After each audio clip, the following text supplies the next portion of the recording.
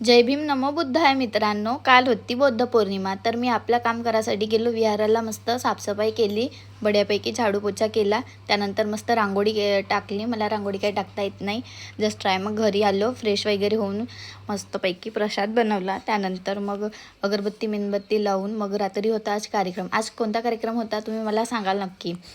तर आज होता दीदी अंजली भाती यांचा कार्यक्रम. बघा तुम्ही पण. एखाद्या गाडीवर अशोक चक्र दिसलं तर म्हणतात ती गाडी जेभीवाल्याची होय. एखाद्या घरावर अशोक चक्र दिसलं तर म्हणतात ते घर जेभीवाल्याचं. यांचा कार्यक्रम प्रबोधनात्मक होता. आणि त्यानंतर हे माझे क्लासमेट फ्रेंड भेटले. यायचा आमचा काहीतरी अलगच सुरू होता बघा ना हे मस्तपैकी. मग अंजली भारतीसोबत फोटो वगैरे काढलो. त्यानंतर सरांनी बौद्ध विहाराला 11,000 रुपये दान केले.